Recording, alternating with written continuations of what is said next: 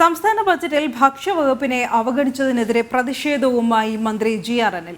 ബജറ്റിൽ CPI ഭരിക്കുന്ന വകുപ്പുകളെ അവഗണിച്ചു എന്ന ആക്ഷേപം നിലനിൽക്കവെയാണ് മന്ത്രിയുടെ പ്രതികരണം. അതേസമയം സാധാരണക്കാർക്ക് കൈത്താങ്ങായി കേന്ദ്ര സർക്കാർ 29 രൂപ നിരക്കിൽ നൽകുന്ന ഭാരത് അരിയുടെ വിതരണ ഉദ്ഘാടനം കേന്ദ്ര ഭക്ഷ്യമന്ത്രി പീയൂഷ് ഗോയൽ ഡൽഹിയിൽ നിർവഹിച്ചു.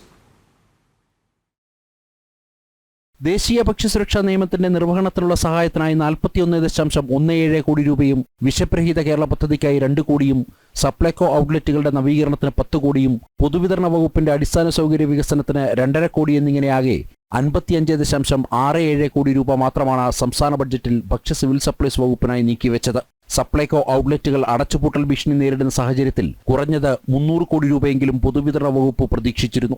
സാധാരണക്കാർക്ക് ഏറെ ആശ്വാസമാകേണ്ട ഭക്ഷ്യവകുപ്പിനെ അവഗണിച്ചതിനെതിരെ മന്ത്രി ജി.ആർ. അനിൽ രംഗത്തെത്തി.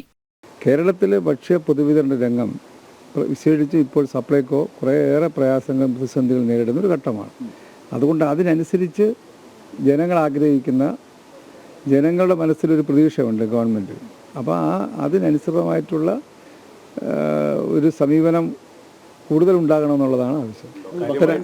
അത്തരം വിഷയങ്ങളെ സംബന്ധിച്ച് പരസ്യമായൊരു പ്രതികരണത്തിന് ഞാൻ പോകുന്നത് ശരിയല്ല എന്ന് നിങ്ങൾക്കറിയാം. എന്തായാലും മന്ത്രി എന്ന നിലയിൽ ഞാൻ അത്തരം വിഷയങ്ങൾ ധനകാര്യമന്ത്രിയുമായി ആവശ്യമായ ചർച്ച നടത്തും.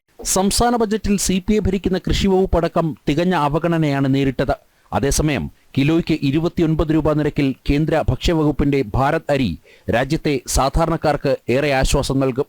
National agricultural cooperative marketing federation of India, national cooperative consumers federation, Kendriya Bhandar ഔട്ട്ലെറ്റുകൾ എന്നിവ വഴിയാണ് അരി വിൽക്കുക. ഇ-കൊമേഴ്സ് പ്ലാറ്റ്ഫോമിലൂടെയും ഭാരത് അരി ലഭ്യമാക്കും. 5-10 കിലോ പാക്കറ്റുകളിലാകും അരി ലഭിക്കുന്നത്. ഭാവിയിൽ സഞ്ചരിക്കുന്ന ഷോപ്പുകൾ വഴിയും ഭാരത് അരി ലഭ്യമാക്കും. ജനം, ഡൽഹി.